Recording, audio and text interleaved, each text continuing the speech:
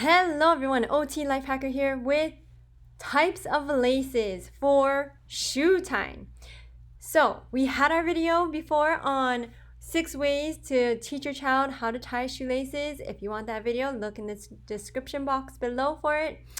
And thank you to those of you who reached out asking for the types of shoelaces video, because here we are thanks to you guys. So if you are new, I am OT Life Hacker here with details on occupational therapy life hacks for everything OT related. And in this video, it is for helping your kids be able to independently tie their shoelaces or simply put on their shoes. So in some cases, parents may be perfectly fine with just having their child be able to put on their shoe and keep it on safely. And it doesn't need to involve being able to do all the loops and turns and all of that for tying the shoelaces. It can simply be just having the shoe securely on their foot with everything they do from running, walking, climbing.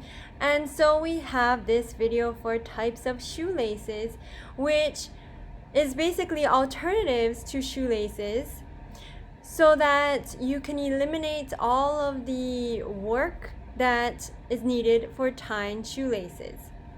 And as I mentioned in the previous video for the six ways to teach your child, we talked about all the different skills that you need, the fine motor, bilateral, visual perception, all of that. This helps to reduce all of that to make it so much easier. So the first one we have is called the spiral laces. And what it does is, it looks like, doesn't it look like a ramen noodle? I forgot what that ramen noodle is. If anyone knows which noodle I'm thinking of, it's shucks, no, I can't think of it. If you know what I'm thinking of, it's the what is it? It's in a cube and it's all curled up, right? Do you know what I'm talking about? Write in the comments below, because I'm drawing a blank and brain farting on this. So tell us. But it looks like a noodle to me. And what it does is they'll simply pull it until it's tight on their foot, and then the curls are so tight and sturdy that it'll stay in place and it shouldn't loosen.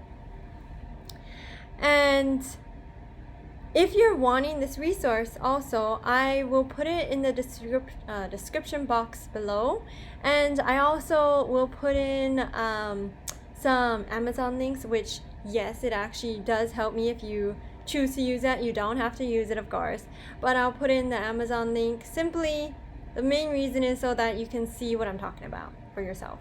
You can see it for yourself. But if you choose to use the link, perfect, nice, thank you. But of course, you don't need to. And then the magnetic locks. So this one would still require a bit of the precision and hand-eye coordination, because they have to be able to lock them in place to put the pieces together, because they are a bit on the tiny side, as you can see. They'll need to be able to put the two pieces together and lock it in place. So that's really going to challenge their visual motor and visual perception skills as well. And of course, a bilateral coordination.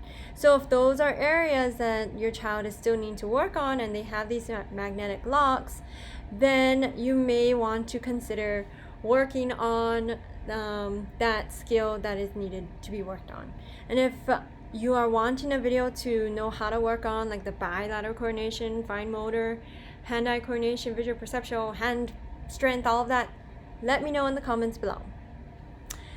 Then we have the magic laces, and here are the instructions I pulled from the site, and it's so easy to use. You just so it says 1, press the round button and insert each lace through the lock opening. So I mean, this is something that you've probably seen and used yourself, where you press the button and you can, once you press it, that enables you to move the button up and down, and your child can move it up and down to lock it to right where it needs to be. And then you have the Hallmark no tie shoelace. And this one, it looks almost like a ladder, where it comes in as these individual pieces, and you would need to put them in place. You could have your child do it. That might take some work, but if you want your child to do it, you can do that. And then once it's in place, it should be good to go for them. And then of course the infamous Velcro strap that I grew up with. Then you have the elastic shoelaces. And this one, what they did is basically they have these locks that hold it in place.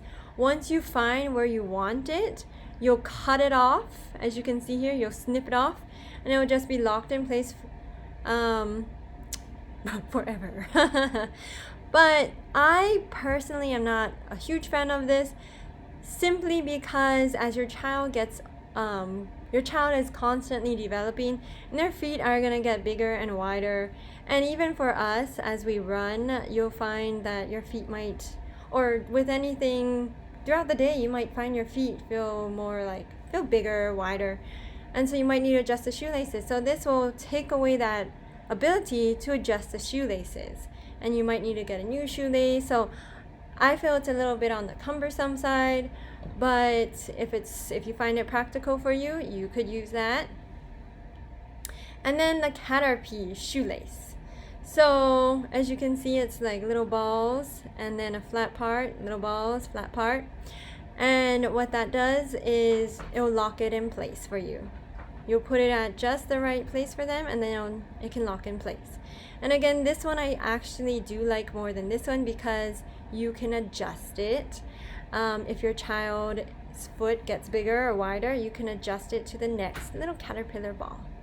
Alright, so that is everything, guys, for the shoelace types and alternatives to shoelaces.